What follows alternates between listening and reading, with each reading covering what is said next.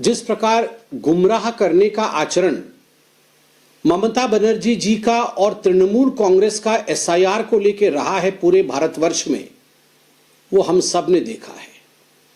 The whole country has seen as to how Mamata Banerjee in fact has spoken against SIR, has tried her best to mislead the people of Bengal and the whole country against SIR.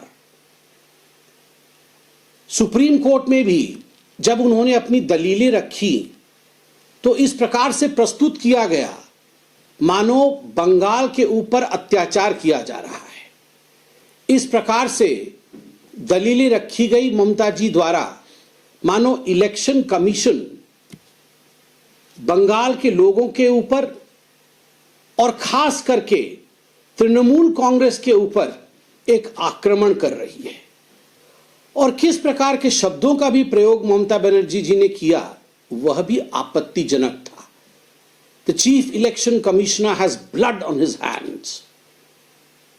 और इस पूरे petition में आप देखिएगा बहुत सारे जो petition आगे दाखिल हुए उन पिटीशंस में सत्य उजागर होता है। किस प्रकार ममता बनर्जी ने अपने भाषणों से बंगाल के अंदर हिंसा को आगे बढ़ाने की कोशिश की, आगजनी की कोशिश की, लोगों को एसआईआर के खिलाफ भड़काकर सड़क पर हिंसा फैलाने की कोशिश की, यह सब बातें स्पष्ट होता है। हमने यह भी देखा कि कई ब्लॉक्स में, जो जिले में ब्लॉक्स होते हैं, कई ब्लॉक्स में जैसे फरक्का, चकुलिया, इन सब ब्लॉक्स पर टीएमसी के गुंडों द्वारा और टीएमसी के विधायकों द्वारा, उनके पार्टी लीडर्स के द्वारा प्रायोजित दंगे किए गए, वहां पे फाइल्स जलाए गए, वहां बकायदा बीडीओ के ऊपर हमला हुआ, वहां एसआईआर की जो प्रक्रिया चल रही थी उस प्रक्रिया को रोका गया, सड़कों पर प्रोटेस्ट हुए। And the scene of violence that was created in Bengal to stop SIR and to block the workers of the election commission of India working for SIR was unprecedented. और आज जब सुप्रीम कोर्ट ने इन सारे petitions को including Mamata Banerjee जी के petition की सुनवाई की और 3 जजों के बेंच ने इसकी सुनवाई की, जो खंडपीठ में chief justice of India Surya Kant ji मौजूद थे, जस्टिस जयमाला बागची और जस्टिस एनवी अंजरिया जी, इनके खंडपीठ ने बड़े स्पष्ट शब्दों में कहा है और मैं पढ़ना चाहता हूं। Whatever orders or clarifications required, we will issue, but we will not allow any impediment in SIR. This must be understood by all the states. Supreme court ने यह कहा है कि हर स्टेट यह जान ले, यह समझ ले कि किसी भी कीमत पे एसआईआर को रोका नहीं जाएगा। इंपेडिमेंट अर्थात किसी प्रकार से भी उस पर ब्रेक नहीं लगाया जाएगा। हां, किसी प्रकार की क्लैरिफिकेशन की आवश्यकता है, किसी प्रकार को विषय आपको समझ में नहीं आ रहा है, समझाने की आवश्यकता है। उन सारे विषयों पर सुप्रीम कोर्ट अपना मत रखेगी, मगर किसी भी कीमत पर एसआईआर बंद नहीं होगी। मुझे लगता है यह एक करारा जवाब है ममता बनर्जी जी को कि ममता जी, जिस एसआईआर को आप एंटी डेमोक्रेटिक, लोकतंत्र की खिलाफत का बता रहे थे, जिस एसआईआर को आप बता रहे थे कि वो भारत के लोकतंत्र को समाप्त कर देगी, एसआईआर बंद होना चाहिए, बंगाल के खिलाफ षड्यंत्र है, इलेक्शन कमीशन के हाथों में खून है, उसी एसआईआर को लेकर सुप्रीम कोर्ट के 3 जजों के खंडपीठ ने बड़े स्पष्टता के साथ कहा है कि गलत बात है, एसआईआर बंद नहीं होगी। दूसरी बात जो आज एक बहुत बड़े रूप में, राहत के रूप में आई है और ममता बनर्जी जी, टीएमसी और ममता जी की सरकार को एक धक्का पहुंचाया है। सुप्रीम कोर्ट ने बड़े स्पष्ट शब्दों में कहा है कि जो वायलेंस, जो हिंसा हो रहा है एसआईआर के कारण, उस पर जो इलेक्शन कमीशन की पिटीशन है उसे पढ़ने के पश्चात हम चाहते हैं कि डीजी पुलिस बंगाल वह शो कॉज नोटिस हम उनको इशू कर रहे हैं और शो कॉज नोटिस का संज्ञान लेते हुए डीजी पुलिस एक पर्सनल एफिडेविट सबमिट करे। पर्सनल एफिडेविट सबमिट करना पड़ रहा है आज बंगाल के डीजी पुलिस को कि हां, हिंसा मैं नहीं होने दूंगा। कहां कहां हिंसा हुई है और क्यों हिंसा हुई है, कहां वो चूके हैं, इन सब विषयों को लेकर आज ममता जी के नीचे जो डीजी पुलिस काम कर रहे हैं उनको शो कॉज नोटिस इशू हुआ है। यह शो कॉज नोटिस केवल डीजी पुलिस को इशू नहीं हुआ है, यह show cause notice Mamata Banerjee को इशू हुआ है।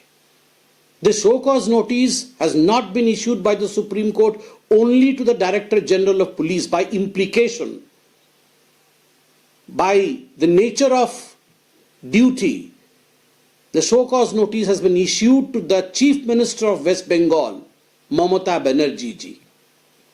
There is something called as vicarious liability. If someone who is working under you and does not perform the duty properly and is show caused, that means you have been show caused because of the vicarious liability. He is your junior officer and the responsibility squarely falls upon you to carry forward the duty.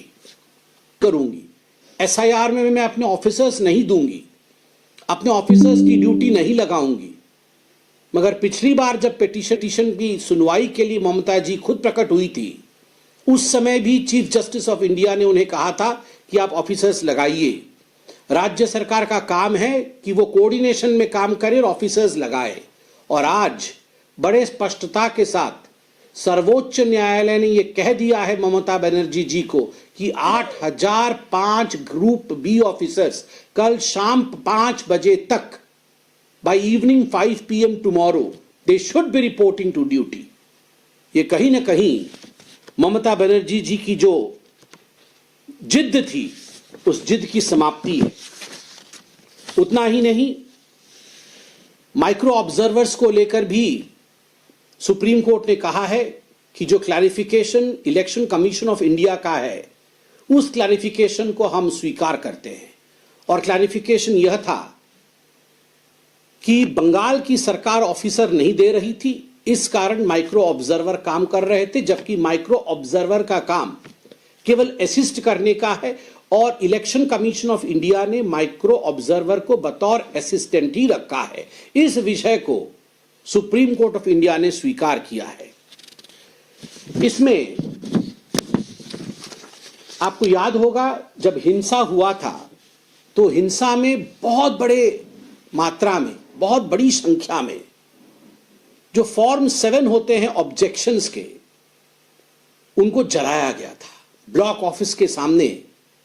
यदि किसी का नाम delete नहीं हुआ है, यदि फर्जी तरीके से किसी का नाम अभी भी इलेक्टोरल रोल में है, किसी के पिताजी की आयु 40 वर्ष है और उसके बच्चे की आयु 45 वर्ष है और कोई भद्र व्यक्ति उसके खिलाफ ऑब्जेक्शन लिख के देता है कि पिता 40 और बेटा 45 ऐसे कैसे हो सकता है, या पिता 30 वर्ष का और बेटा जो है या बेटी जो है वो 22 वर्ष का, ऐसे कैसे हो सकता है।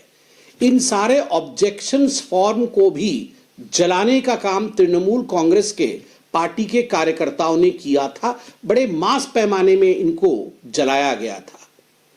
सुप्रीम कोर्ट ने स्पष्ट रूप से कहा है, the court also clarified that the ERO electoral registration officers shall be duty bound to consider objections if any received as per the statutory scheme, whether or not such persons come forward for personal hearing. The genuineness of their document can be verified like that of the documents of affected persons. अगर objection दिया गया है तो उन objections को आप एक statutory duty के रूप में उसको वेरीफाई करिएगा। भले ही ऑब्जेक्शन करने वाला व्यक्ति आपके सामने अपीयर होता है या नहीं होता है, मगर जो डॉक्यूमेंट आपके सामने आया है, ERO के पास कोई और गति नहीं है, ERO के पास कोई और चारा नहीं है, उसे जलाया नहीं जा सकता है। वो डॉक्यूमेंट सैक्रोसैंक्ट है जब तक कि